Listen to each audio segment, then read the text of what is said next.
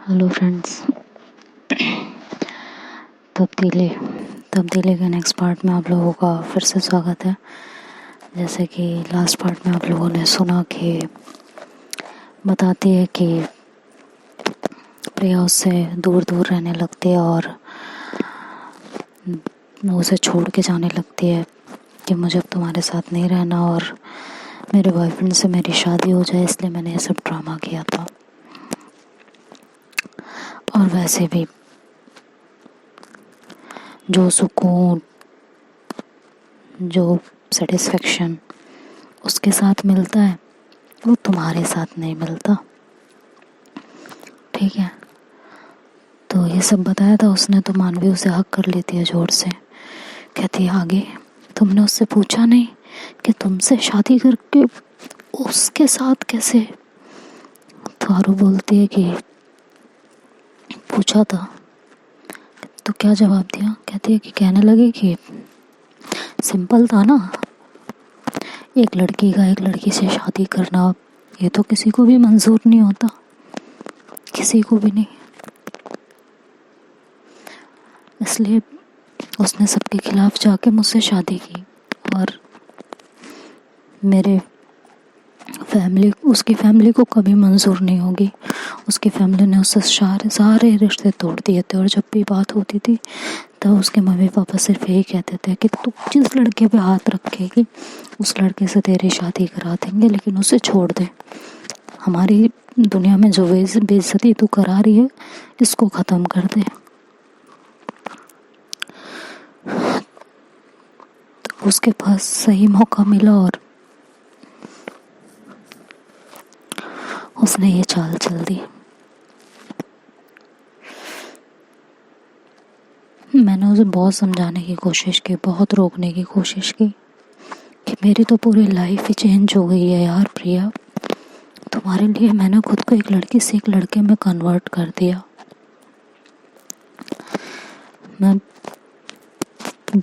मैंने सब कुछ छोड़ दिया तुम्हारे पीछे मेरे ऊपर इतना सारा कर्जा हो चुका है। तो मुझे छोड़ दोगे तो मैं कैसे सब कुछ मैनेज करूँगी यार? प्लीज़, नहीं कर पाऊँगा मैं। प्लीज़ प्लीज़ मत करो ये, मत जाओ मुझे छोड़ के। मैं उसके पैरों में बैठ के उससे माफ़ी मांगती हूँ, उसे रोकने की बेइंतहा कोशिश करती हूँ। तभी उसको लेने के लिए वहाँ उसका वो सो कॉल्ड बॉयफ्रेंड आ जाता है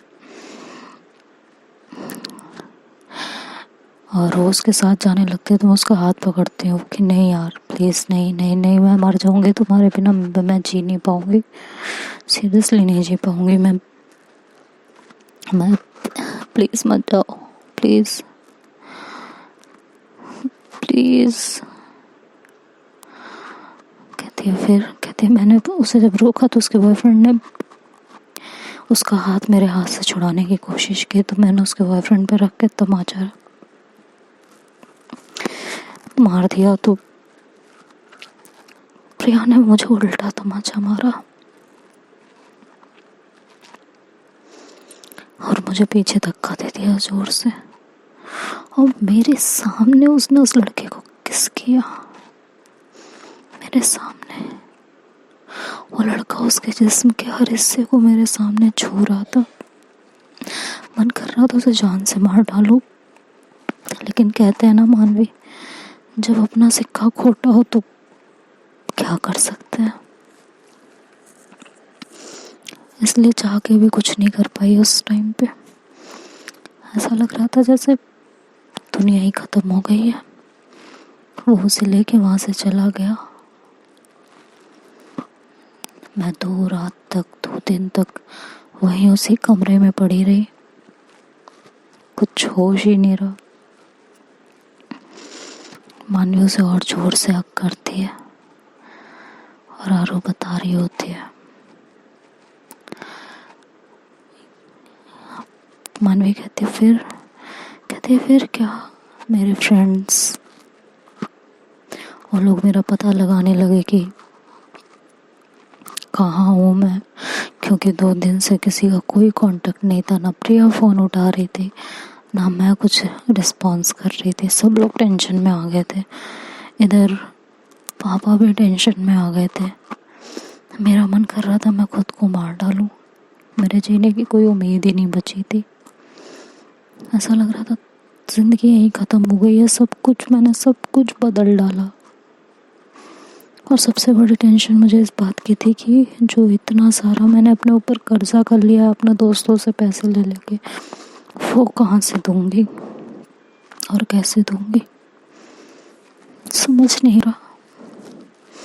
बहुत टेंशन में थी, कुछ भी समझ नहीं आ रहा था कि कैसे होगा सब कुछ और कैसे नहीं होगा।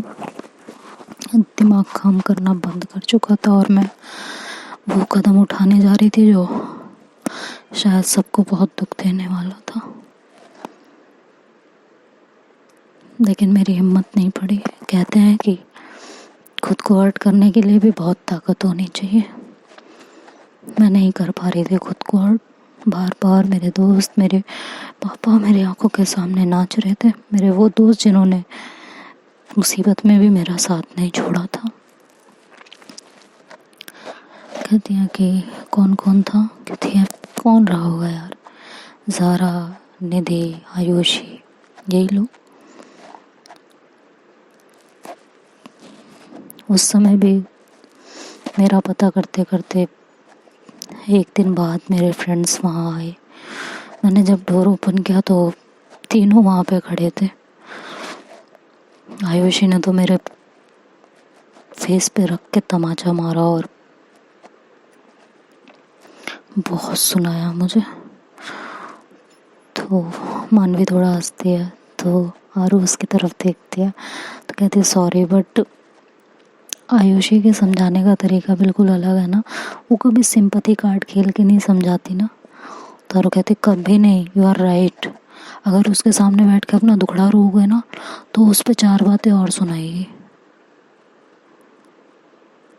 अगर तुम उसे अपनी कंप्लेन करोगे ना, मेरे साथ ये हो गया वो हो गया, तो 50 बातें और सुना देगी।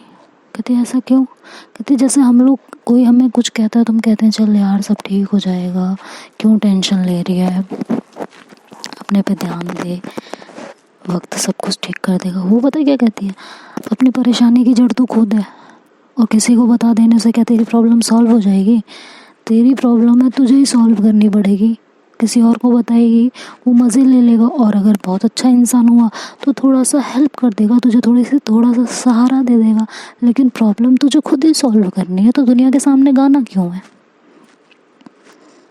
ठीक है, जो तेरे अपने हैं उन्हें बता,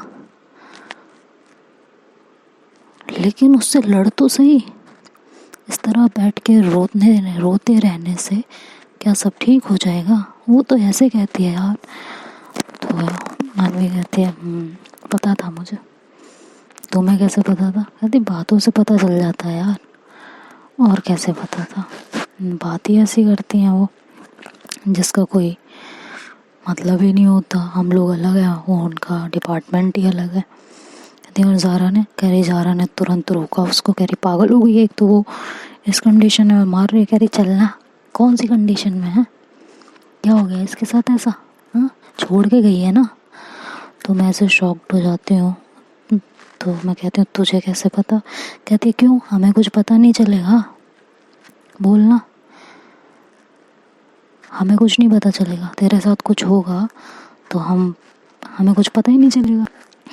तो आरू मानवी कहती फिर क्या हुआ? कहती फिर क्या होना था?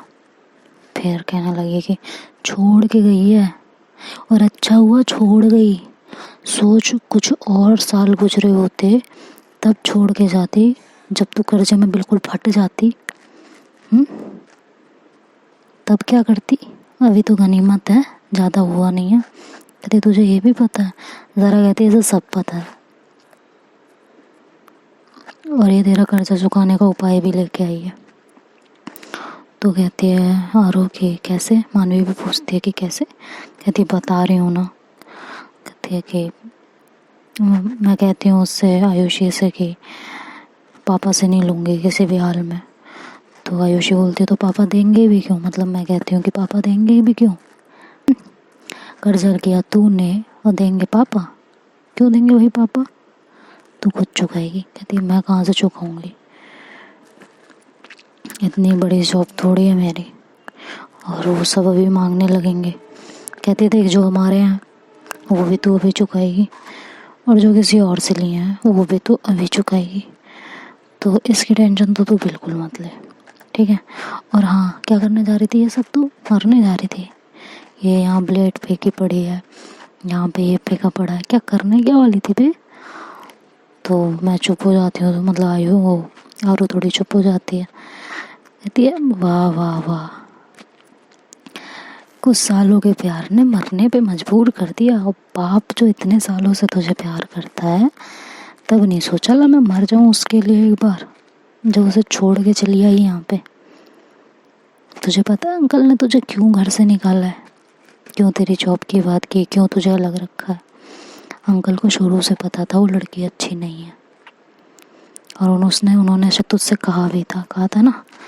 तो आरू बोलती है हाँ। कहती है तो दैट्स वाई, उसकी सच्चाई सामने आई इसलिए उन्होंने तुझे निकाला था, और वही हुआ। थोड़ा टाइम लगा, लेकिन उसकी सच्चाई तेरे सामने आ गई। और तू क्यों गलत है, तू क्यों रो रही है, जिसने तेरे साथ गलत किया रोएगा तो वो। खड़ी हो जा, चला उठ। कहती कहाँ। कहती तेरे पैसों का इंतज़ाम करने। कहती लेकिन कहाँ से। कहती चल ना, खड़ी तो हो, पहले ये बता प्रिया के ऊपर कितना खर्चा हुआ है। मैं पूछती हूँ उससे, तो कहती है कि क्यों। तो निधि कहती है बता ना, ये प्लानिंग हम तीनों की है, और बहुत सॉलिड प्लानिंग है, पहले बता तीनों तूने प्रिया के ऊपर कितना खर्चा किया है, साफ साफ, और अभी बता तुरंत। तो कहती है इतने टाइम में या शुरू से। कहती है शुरू से।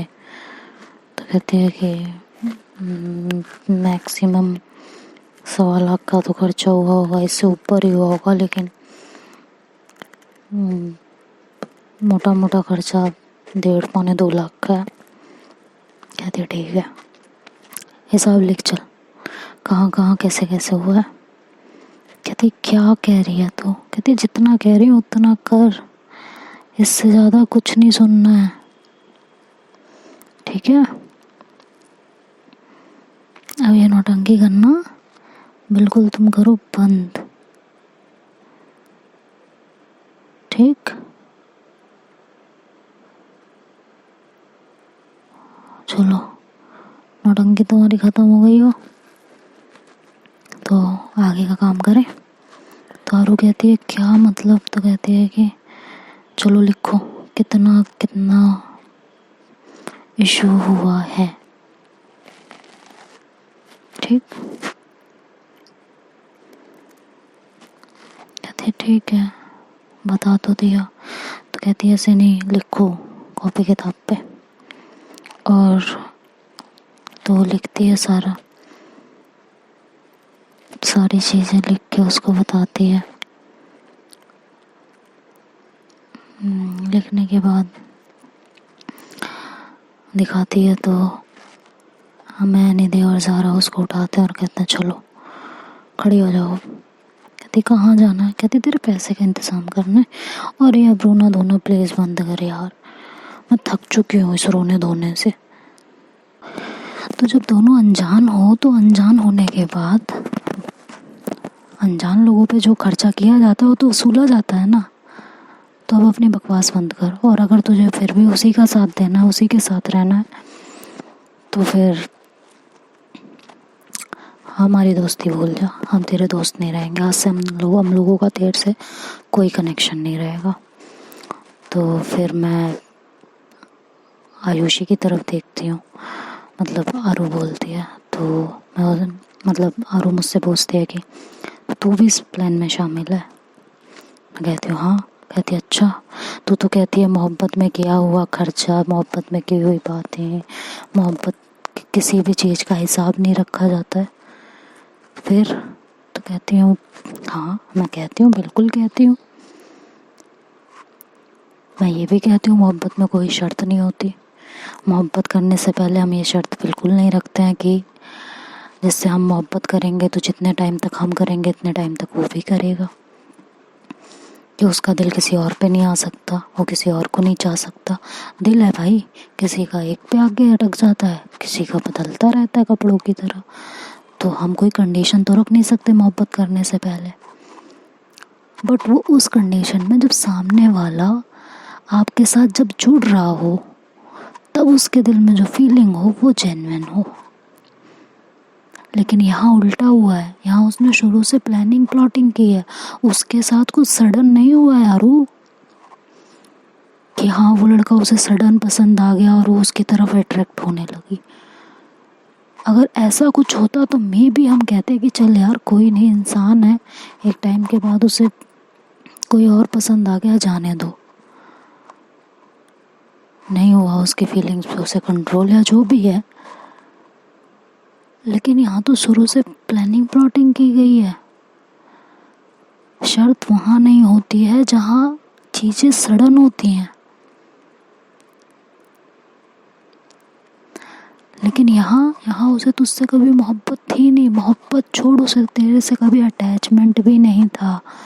कहती अच्छा, और वो जो मेरे साथ फिजिकल, कहती है बस फिजिकल, सिर्फ और सिर्फ अपना एक्सपीरियंस लिया है उसने, ठीक है, एक्सप्लोर किया है उसने, ज़िंदगी का एक पार्ट एक्सप्लोर करके चली गई, इससे ज़्यादा कुछ नहीं किया उसने।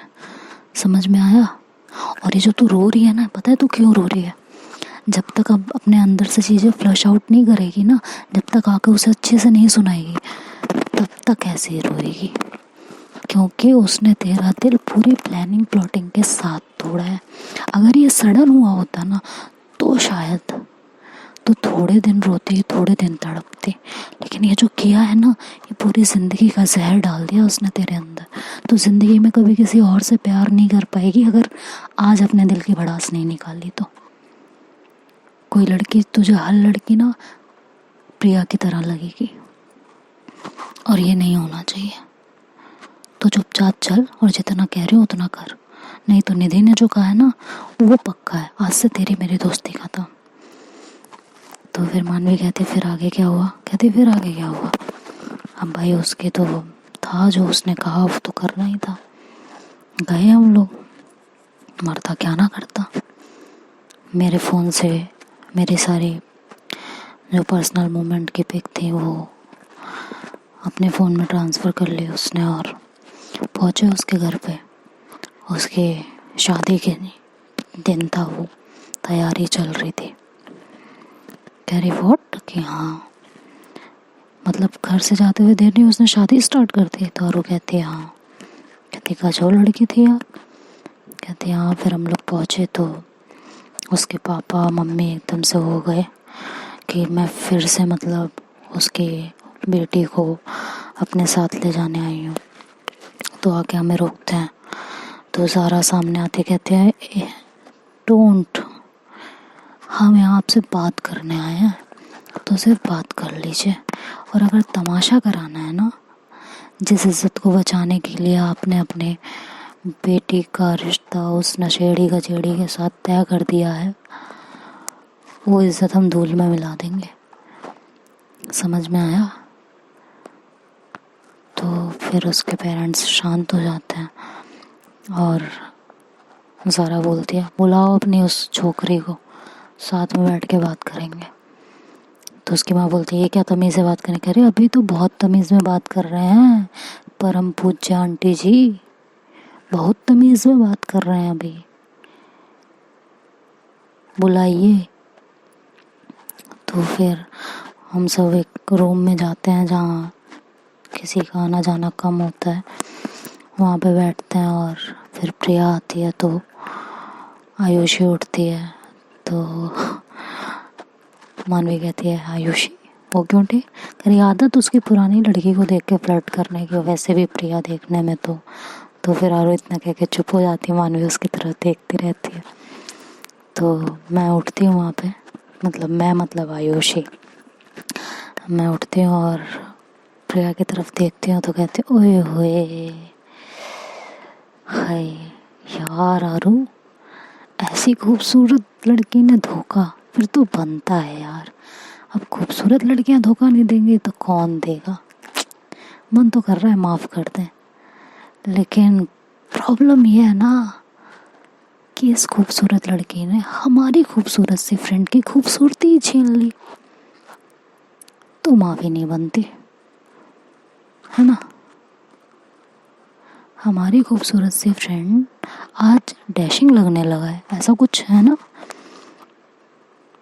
डैशिंग तो अब भी लगता है, लेकिन वो वाली ज़्यादा अच्छी थी। फ्लर्ट करने में मज़ा तो आता था, अब मज़ा ही नहीं आता यार। तो अब बदला तो बनता है ना। क्यों मोहतरमा, आइए, आपका इंतज़ार था। आइए, आपका इंतज़ार था। हा? देर से ही तुम आए तो सही, आइए। तो प्रिया कहती है तुम यहाँ क्या कर रही हो। कहती उससे बात ना करो, इधर बात करो। मैं ऐसे उसे दूर से ऐसे किस करती हूँ, एक सैर किस्म में। तो कहती अच्छा, और फिर वो एक मैसेज करती है अपने बॉयफ्रेंड को और उसको बुलाती है। तो उसका बॉयफ्रेंड आता है, कहता है कि क्या हो रहा है यहाँ पे। मैं कहती ओहो घर जमाई, तो अंकल जी आपने निवासा दिया है का इनको। हाँ का बे, औकात नहीं है का अपनी बीवी को कमा के खिलाने की, जमाई राजा बनना चाह रहे हो। नहीं नहीं, सही हाथ मारा है, लड़की भी गजब है और पैसा भी गजब है लड़की के पास। हाँ गजब पैसा है कसम से। तो सही हाथ मारे हो, फिर तुम्हारी चॉइस पे तुमको नाज है कि तुम जिंदगी में नशेड़ी गजेड़ी होते हुए भी कुछ अच्छा काम तो किए। तो कहता है तुम्हारी हिम्मत कैसे हुई ऐसे बात करने की, लड़की हो इसलिए जो है छोड़ रहा हूँ। तो हम कहते क्यों छोड़ रहे हो भाई, लड़की है इसलिए ना छोड़ो, तुम्हारे मन में जो है वो करो, हमारे मन में जो आएगा ना तब हम करेंगे, और तब तुम्हारी जलनी नहीं चाहिए, ये सोच लेना। तो कहता है क्या मतलब है। अरे तो निकालें तुम्हारा बायोडाटा वे, कहाँ से भाग के आए हो। हाँ 1 मिनट नहीं लगेगा 100 नंबर पे कॉल करते, धराए जाओगे। और ससुराल की छोड़ो, यहाँ खातिरदारी होगी या नहीं, उस ससुराल में अच्छी खातिरदारी होगी तुम्हारी, नहीं तो यहाँ से निकलते बनो चुपचाप। अब इतना तो पता चल ही गया तुम्हारे ससुराल वालों को, आगे इनकी मर्जी है अपनी बेटी की शादी तुमसे कराएंगे कि नहीं, ये तुम लोगों का पर्सनल मामला है। लेकिन अब जरा मुद्दे की बात हम कर लें, तो तुम अभी यहाँ से निकलो। तो वहाँ से चुपचाप चला जाता है। तो मैं आरू की तरफ देखती हूँ और कहती हूँ लो भैया हमने कर लिया अपना काम, अब तुम चलो अपनी बात रखो। तो आरू पहले बहुत धीरे धीरे बात कर रही होती है कि तुमने ऐसा क्यों किया, नहीं करना चाहिए था। प्रिया उतनी ज़ोर ज़ोर से जवाब दे रही होती है कि क्या करते क्या थे, पैसे तक तो तुमसे ढंग से कमाए नहीं जाते थे, उधार ले लेके तो तुम खर्चा चला रहे थे। बाप ने तुम्हें निकाल दिया, अरे जब तुम अपने बाप के नहीं हो सके तो मेरे क्या होते। तो आरू तब गुस्सा आता है और वो उठती है और प्रिया के कान के नीचे चोर कर रखती है। कहती है सुन, तेरी औकात नहीं है मेरे सामने खड़े होने की भी, तेरे लिए किया था, और तू सही बताऊं तू किसी के मोहब्बत के लायक ही नहीं है। आगे चल के ना देख इसकी कितनी बड़ी सजा तुझे देता है भगवान, ठीक है।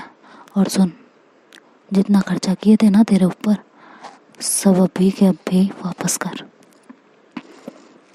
तब प्रिया की तो आंखें फट जाती है, कहती क्या क्या मतलब है। कहती मैंने जितना कहा ना उतना कर, ठीक है, ये समझ ले मुझे छोड़ने की एलिमनी ले रहा हूँ तेरे से। तो प्रिया कहती है देखो तुम ऐसा नहीं कर सकते, तुमने मुझसे प्यार किया है।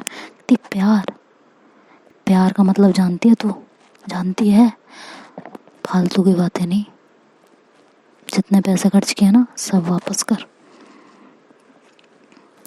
तो मेरी तरफ देखती है वो, कहती है आप समझाओ ना इसे। कहती हूँ मैं समझाऊँ? अब हम ही तो लेके आए हैं इनको तुमसे वसूली करने के लिए। अब तुम हफ्ता हफ्ता करके दोगी, इकट्ठा दोगी, वो तुम डिसाइड करो। हम का समझाएं उसको? हम ही तो समझा के लाए हैं। आ ही नहीं रही थी, कह रही थी कि नहीं हम तो लेंगे ही नहीं चाहे जो हो जाए। अब जब समझा के हम लाए हैं तो अब हम का समझाएं? अच्छा चलो, अब तुम इतनी खूबसूरत हो, तुमने हमसे रिक्वेस्ट की है तो हम थोड़ा समझा ही देते हैं इनको। तो आरू तुम थोड़ा इन्हें कंसेशन कर दो। वो जो तुम्हारे साथ इन्होंने पर्सनल मोमेंट्स बिताए थे, है ना, थोड़ी उसकी कीमत इनको अदा कर दो। तो प्रिया कहती है कि तो आपको तमीज़ नहीं है ना लड़कियों से? तो तमीज़ तुम्हारी जैसी लड़कियों के लिए सच में, हाँ,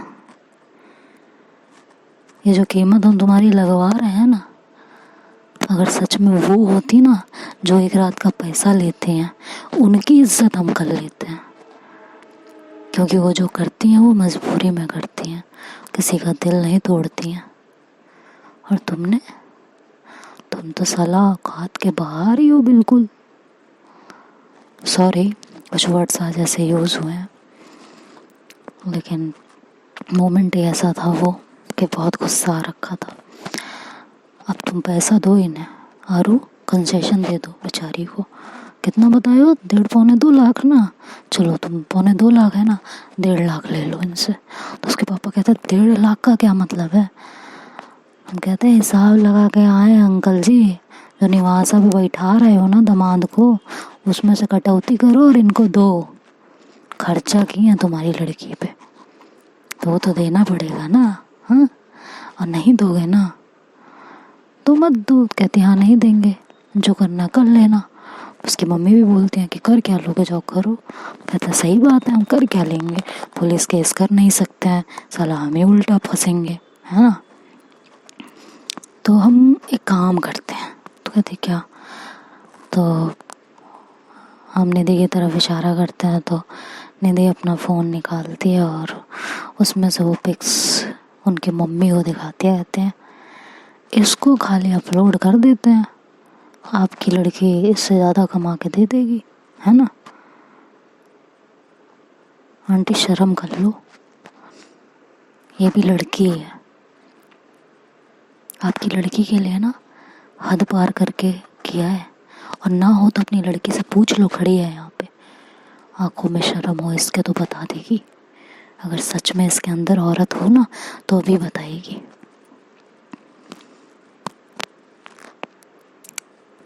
तो उसके पापा उठते हैं और कहते हैं बस करो तुम लोग, और वहाँ से कुछ पैसे लाते हैं, मतलब जो भी अमाउंट होता है वो लेके आते हैं और आरू को देने लगते हैं। तो हम इशारा कर देते हैं कि रहने दो आरू की तरफ। तो आरू को कुछ समझ में नहीं आता, तो कहते नहीं रहने दीजिए। हम कहते नहीं अंकल, बस ये दिखाना था कि अगर कोई फिरे दिमाग का इंसान होगा ना तो क्या से क्या कर सकता है। हमें ये पैसे नहीं चाहिए, वो तो हम कहीं ना कहीं से जुगाड़ कर ही लेंगे, लेकिन अपनी लड़की को समझाइए, किसी के जज्बात के साथ ऐसे नहीं खेलना चाहिए था। और प्रिया अगर तुमने हेल्प के तौर पे इससे कहा होता ना तो ये तुमसे इतना प्यार करती थी कि तब भी तुम्हारी हेल्प करती थी। और जिससे तुम शादी करने जा रही हो ना, एक बार उसका बैकग्राउंड चेक कर लेना, पूरी ज़िंदगी अपनी ख़राब मत करना। और मैंने जो भी तुम्हें अपशब्द बोले हैं उसके लिए मैं माफ़ी नहीं मांगूंगी, क्योंकि तुम डिज़र्व करती हो। चलो आरू। तो उसके पापा रोकते हैं और कहते हैं बेटा ये पैसे ले जाओ प्लीज़, मैं आपके आगे हाथ जोड़ रहा हूँ। मुझे पता है मेरी लड़की ने बहुत बड़ी गलती कर दी है,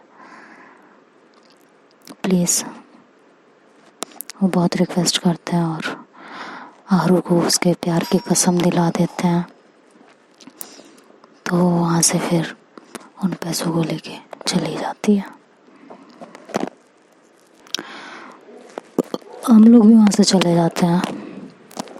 तो मानवी कहती है सही है यार, तुम्हारे फ्रेंड्स तो बहुत अच्छे थे। तारू कहती है यही तो बात है, कुछ भी सही, फ्रेंड्स एक नंबर के मिले मुझे। कहती है कि हाँ ये बात तो है। तो मानवी उससे कहती है फिर तो तुम्हें मैंने जो बदतमीजियाँ की वो भी बहुत हर्ट कर गई होंगी ना। कहती है तभी तो मैं बहुत परेशान हो गई थी, मुझे सब अपना पुराना पास्ट याद आ गया था। तो मानवी उसके फॉरहेड पे किस करती है और उसे ज़ोर से हक करती है और धीरे धीरे फिर दोनों के बीच एक मोमेंट क्रिएट होने लगता है और उसके करीब जाने लगती है तो आरू थोड़ा पीछे होने लगती है। कहती है अभी नहीं, प्लीज़ मूड नहीं है। कहती है आई नो तुम्हारे आगे सब कुछ आ गया है बट प्लीज़ ना, आई रियली लव यू। और ये कह के वो उसके होठों पे अपने होठ रख देती है और उसे किस करने लगती है बहुत प्यार से, बहुत डीप किस। और करीबन 10 मिनट की किस के बाद मानवी हल्का हल्का नीचे की तरफ उसके नेक की तरफ आने लगती है। तो देखते हैं अब कल के पार्ट में क्या होता है, ये तो कल सुनेंगे, है ना। Bye bye, take care.